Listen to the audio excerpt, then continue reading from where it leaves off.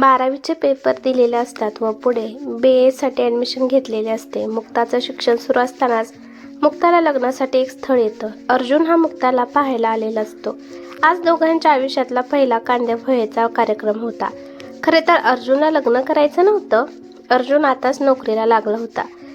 लगेच घरची मंडळी लग्नाचे तुंतने घेऊन मागे लागले होते. परंतु अर्जुन आज्ञाधारी असल्यामुळे तो मुक्ताला पाहण्यासाठी आला होता. अर्जुनने मनाशी ठरवले होते, घरचे म्हणतायत ना मुलीला पाहायला जायचं आणि काहीतरी कारण सांगून नाही म्हणायचं आणि हा मुली पाहण्याचा कार्यक्रम 1-2 वर्ष तरी चालेल. तोपर्यंत अर्जुन सेटल होईल आणि त्यानंतर करूया ना लग्न, घाई काय आहे असे म्हणून सरळ विचार करून कोणतीही अपेक्षा न ठेवता अर्जुनने मनाला समजवलं आणि अर्जुन मुक्ताला पाहण्यासाठी आला. एवढ्या सुंदर गुलाबी कलरची साडी घातलेली मुक्ता हातात चहाचा ट्रे घेऊन समोर आली. मुक्ताने सर्वांसाठी चहा दिला व वडीलधाऱ्या मंडळींना नमस्कार केला व समोर असलेल्या एका खुर्चीवर जाऊन बसली. मुक्ताकडचे सर्व मंडळी समोर बसले असल्यामुळे ते सर्व अर्जुनकडे पाहत होते आणि या ठिकाणी अर्जुन थोडासा गोंधळला. त्याने डोळे खाली घातले पण मन मात्र अस्वस्थ झालं होतं.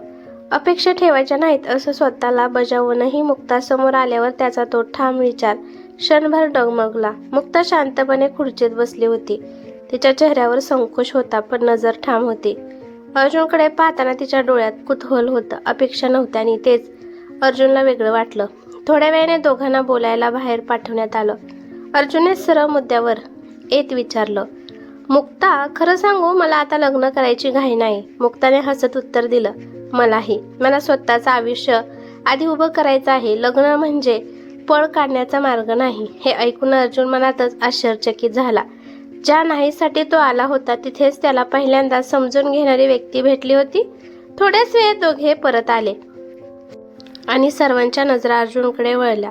अर्जुन शांतपणे म्हणाला, मला थोडा वेळ हवा आहे पण मुक्ता मला आवडली. बिचारा मनात विचार करू लागला, घरचे सगळे माझ्याकडे पाहत आहेत, मी मुक्ताकडे कसं पाहू? अर्जुन सोबत असलेल्या जाणकार मंडळींनी मुक्ताला काही प्रश्न विचारले. नाव, शिक्षण वगैरे वगैरे. मुक्ताला काही प्रश्न विचारायचे होते. तिला व्यवस्थित पाहायचं होतं परंतु या ठिकाणी जमलेल्या मंडळींनी अर्जुनला काही चान्सेस दिला नाही आणि बिचारा अर्जुनही काही बोलला नाही. मुक्ताने पुन्हा एकदा सर्वांना नमस्कार केला आणि मुक्ता आतमध्ये निघून गेली. या ठिकाणी अर्जुन बोलतो, पाहण्याच्या कार्यक्रमासाठी आलो होतो पण नेमकं मुक्ताला पाहायचेच राहून गेलं. निघायची वेळ आली. अर्जुन व त्याची फॅमिली गाडीजवळ अंगणात आले. मुक्ताच्या घरच्या आणि अर्जुनच्या घरच्यांच्या गप्पा सुरू होत्या. बिचारा अर्जुन विचारात इकडे तिकडे पाहत होता आणि तेवढ्यात त्याची नजर समोर असलेल्या खिडकीकडे गेली आणि त्या खिडकीतून अर्जुनला कोणीतरी पाहत होतं हे समजलं. तिकडे पाहता क्षणी तिथून पटकन एक व्यक्ती बाजूला सरकली. अर्जुन बोलतो, ते दुसरे तिसरे कोणी नसून मुक्ताच होती. अर्जुनने मुक्ताला असं चोर नजरेने पाहताना पकडलं. त्यामुळे अर्जुन मनाशी हसू लागला. अर्जुन मनाशीच बोलतो, तशी मुक्ता गोड दिसत होती. मुक्ता मला चांगली वाटली. अर्जुनची ही तशी फार अपेक्षा नव्हत्या. अर्जुनला नेहमी वाटतं मुलगी ग्रॅज्युएशन झालेली असावी, सुसंस्कृत असावी. पाहुणे मंडळींना एकमेकांचा निरोप घेतला आणि अर्जुन व त्याचे आई वडील आणि इतर नातेवाईक परतीच्या प्रवासाला निघाले. अर्जुन ड्रायव्हिंग करत होता आणि अर्जुनचे आजोबा शेजारी बसले होते. त्याचे आईवडील मागच्या सीटवर बसले होते. प्रवासाचा अर्धा टप्पा पार केला. गाडीत आजोबांच्या आणि आईबाबांच्या गप्पा सुरू होत्या. अर्जुन फक्त त्या तिघांच्या गप्पा ऐकत होता. त्याच्या मनात खूप सारे प्रश्न निर्माण झाले होते. घरच्यांच्या बोलण्यावर त्यांना मुलगी पसंत आहे असं त्याला वाटू लागलं. शेजारी बसलेले आजोबा अर्जुनला विचारतात, अर्जुन तुझं काय मत आहे आज पाहिलेल्या मुलीबद्दल? तू लवकरात लवकर आम्हाला सांगावं. आम्हा सगळ्यांना मुलगी तर पसंत आहे आणि तुझाही होकार असावा अशी आम्ही अपेक्षा करतो. आता अर्जुन नुसताच आजोबांचं बोलणं ऐकून घेतो परंतु आजोबांच्या या बोलण्यावर अर्जुन काहीच उत्तर देत नाही. या सगळ्यांच्या गप्पा ऐकता ऐकता वेळ कसा गेला तेही अर्जुनला कळत नाही आणि बघता बघता गाडी घरासमोर येऊन थांबते. अर्जुन गाडीतून उतरतो आणि आतमध्ये येतो. फ्रेश होऊन बेडवर बसतो. तो अर्जुन मुक्ताबद्दल विचार करत बसलेला असतो. घरातली सगळेजण आत फ्रेश होतात आणि हॉलमध्ये मुक्ताबद्दल गप्पा मारत बसतात. घरातल्या सर्वांना मुक्ता खूप पसंत पडते परंतु आता याबद्दल अर्जुनचं काय मत आहे हे जाणून घ्यायचं असतं. तर इकडे दुसऱ्या दिवशी मुक्ताच्या बाबांचा अर्जुनच्या बाबांना फोन येतो. त्या दोघांचं फोनवर बोलणं होतं आणि आता आम्ही तुम्हाला लवकरच अर्जुनचं मुक्ताबद्दलचं काय मत आहे हे कळवतो. असा निरोप अर्जुनचे बाबा मुक्ताच्या बाबांना देतात. अर्जुनचे बाबा आता रूममध्ये येतात आणि अर्जुनजवळ बेडवर बसतात व अर्जुनला विचारतात, काय वाटतं दादा तुला? तेव्हा अर्जुनला सुरुवातीला समजत नाही काय म्हणून तो गप्प बसतो. मग बाबांनी सांगितलं, हे लग्न तू कर, या स्थळाला मी होकार द्यावा असं बाबा बोलतात. अर्जुन फक्त बाबांचं बोलणं ऐकत होता. बाबा अर्जुनला बोलतात, दादा अजून 2 दिवस तू वेळ घे, पण मला तुझं मत नक्की कळव. बघता बघता दुसरा दिवस उजाडतो. अर्जुनला आज मुक्ताबद्दलची पसंती बाबांना कळवायची असते. सकाळी वेळ असते, सगळेजण नाश्ता करत बसलेले असतात. त्या ठिकाणी अर्जुन येतो. आई अर्जुनला नाश्ता देते आणि बाबा अर्जुनला विचारतात, दादा काय झालं, तुझा विचार करून झाला की नाही अजून? मुक्ताच्या बाबांचा मला फोन आला होता. अर्जुन बाबांना बोलतो, बाबा मुक्ताचा माझ्याबद्दल काय निर्णय आहे? तिचा होकार आहे का या लग्नाला? यावर बाबा बोलतात, हो मुक्ताचा होकार आहे या लग्नाला. पाहण्याच्या कार्यक्रमाच्या दिवशीच त्यांनी आपल्याला होकार सांगितला आहे. आपल्यासाठीच थांबलेत. तू बोलशील तर पुढची बोलणी करायला. यावर अर्जुन विचार करू लागतो. पहिल्याच मुलीला असं काय हो म्हणायचं? थोडं थांबलो तर आणखीन आपल्या अपेक्षेची पूर्तता होऊ शकते. तिला मी कसा आवडलो ते तिच्यावरही काही दबाव नसेल ना? असे एक ना अनेक प्रश्न अर्जुनच्या मनात घर करू लागले. असा काही विचार करत असताना बाबांनी त्याला जोरात आवाज दिला आणि अर्जुन भानावर आला. बाबा अर्जुनला बोलतात, तुला एवढे दिवस विचार करायला वेळ दिला तरी तुझा अजून विचार चालूच आहे? अर्जुन आमच्या वेळेस असं नव्हतं रे. आम्हाला तर मुलीचा चेहराही पाहायला मिळत नसायचा. वडीलधारी मंडळी लग्न जमवायचे, आमचा विचारही कोणी घेत नसेल. आता जग बदलले.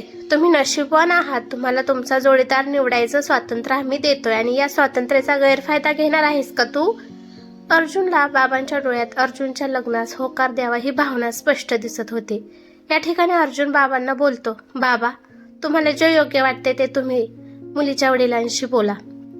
तुम्ही जो निर्णय घ्याल तो मला मान्य आहे. असं म्हणून अर्जुन ऑफिसला निघून जातो.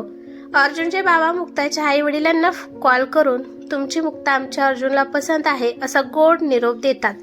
दोन्ही घरात आनंदाचं वातावरण असतं आणि आता लवकरच त्या दोघांच्या टियाचा कार्यक्रम ठरतो.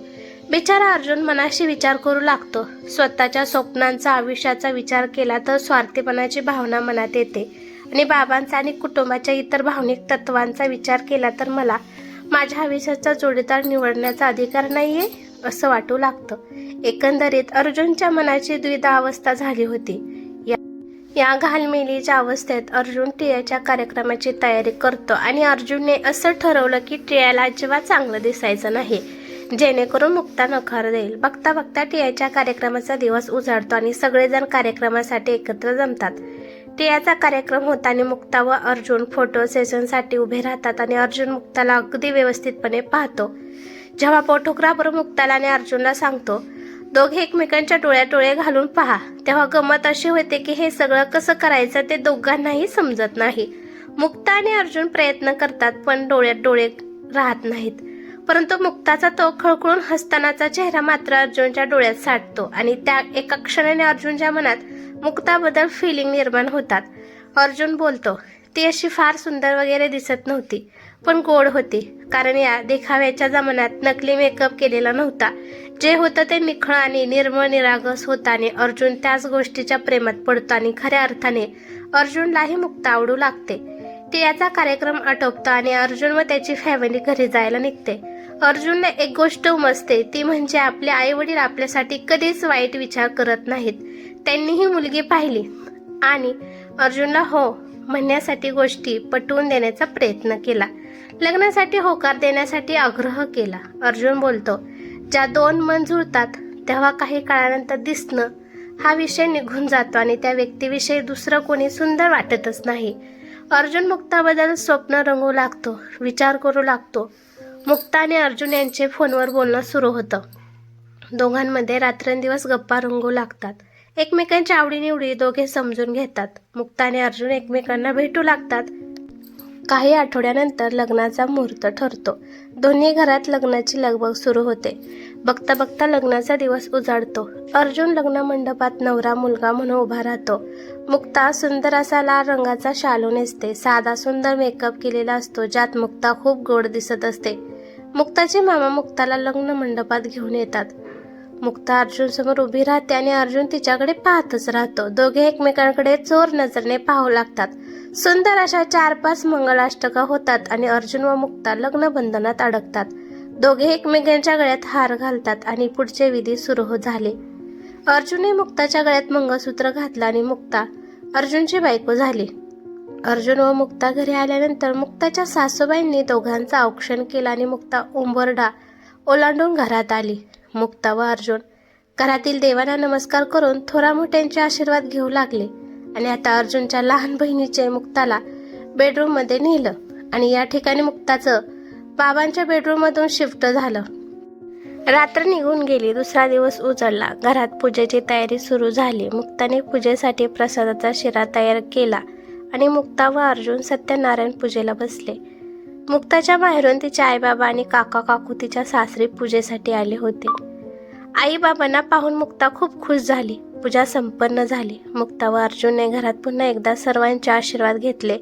आज मुक्ता मांडवपर्तीसाठी माहेरी जाणार होती, त्यामुळे अर्जुन नाराज होता, पण रीतिरिवाजाप्रमाणे तिला जावं लागणार होतं. मुक्ता आणि अर्जुनला एकमेकांपासून दूर जाण्याची मुळीच इच्छा नव्हती. मुक्ताची माहेरी जाण्याची वेळ येते. मुक्ता अर्जुनला येऊन भेटते. अर्जुन तिच्याकडे पाहत उद्या लवकर ये असं बोलतो आणि तिला घट्ट मिठी मारतो. इकडे मुक्ता माहेरी आलेली असते. मुक्ताच्या बहिणी काकू घरातले सगळेच मुक्ताकडे सासरविषयी चौकशी करतात. मुक्ता तिच्या सासरच्या मंडळीबद्दल सर्वांशी गप्पा मारते. मुक्ताचा माहेरचा एक दिवस पूर्ण होतो. दुसरा दिवस उजाडतो. आज मुक्ताला सासरी जायचं असतं. गायत्रीचा फोन वाजतो. पाहते तर अर्जुनचा फोन असतो. मुक्ता फोन उचलते तेव्हा अर्जुन बोलतो, मुक्ता, बाबा तुला घेण्यासाठी येणार आहे. तू तुझं सगळं काही आवरून तयार राहा. अर्जुनचे बाबा मुक्ताला घेण्यासाठी तिच्या माहेरी आलेले असतात. मुक्ता सगळं आवरून तयार असते आणि बाबांसोबत सासरी जायला निघते. इकडे मुक्ता सासरी पोहोचते तर अर्जुन समोरच उभा असतो आणि तिच्याकडे पाहत गोड स्माइल करतो. अर्जुनच्या घरच्यांनी अर्जुन आणि मुक्ताची रूम सुंदर सजवलेली असते, कारण अर्जुन आणि मुक्ताची लग्नानंतरची पहिली रात्र असते. गुलाबाच्या पाकळ्यांमध्ये 2 राजहंसाची जोडी टॉवेलने क्रिएटिव्ह पद्धतीने बनवलेली असते. सोबत एक केक, कॅन्डल्स असतात आणि गुलाबाच्या पाकळ्यांनी बेड सुरेख सजवलेला असतो. मुक्ता आणि अर्जुन रूममध्ये येतात. असं काही असेल याची कल्पना दोघांनाही नसते, पण छान वाटतं. मुक्ता अर्जुनकडे पाहून हसते आणि अर्जुन लाजतो. त्या सुंदर बेडकडे पाहून त्यावर झोपावं की नाही असा प्रश्न अर्जुनच्या मनात पडतो, पण अर्जुन आनंदाने बेडवर उडी मारणार इतक्यात मुक्ता हसत म्हणते, अहो थांबा, फोटो तर काढूया. अर्जुन हसत म्हणतो, प्रत्येक परिस्थितीत बायकांचं डोकं 4GB रॅमसारखं असतं. दोघं फोटो काढतात आणि ती गोड आठवण डोळ्यात मनात साठवून ठेवतात. काही क्षणांनी दोघं हॅपी हनीमून केक कट करतात. एकमेकांना केक भरवतात. ते दोघं त्या आकर्षक बेडवर बसतात. तेवढ्यात अर्जुनचा फोन वाजतो. अर्जुन फोन उचलतो.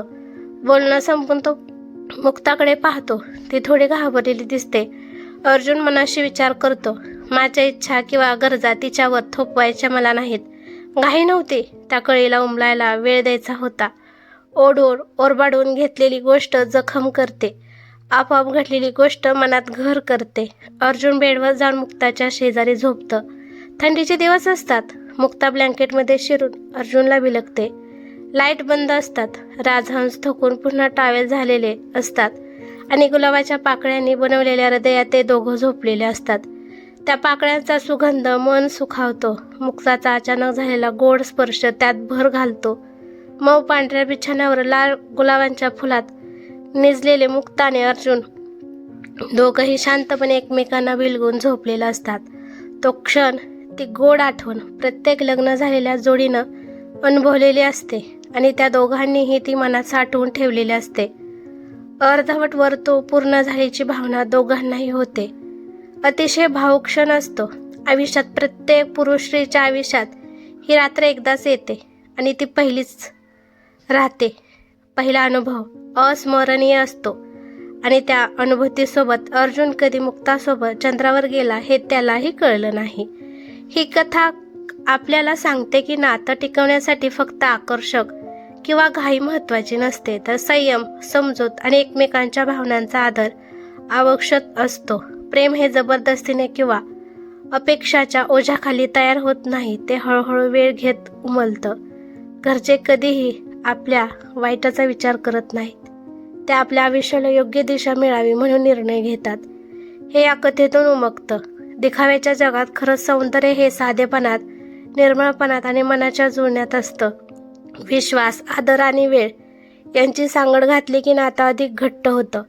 आणि लग्न म्हणजे फक्त एक विधी न राहता आयुष्यभराची साथ, आपुलकी आणि जबाबदारी ठरते. हेच या कथेतून सुंदरपणे समोर येतं. ही कथा कशी वाटली ते मला कमेंट करून नक्की सांगा. कथा आवडली तर लाईक करा. धन्यवाद.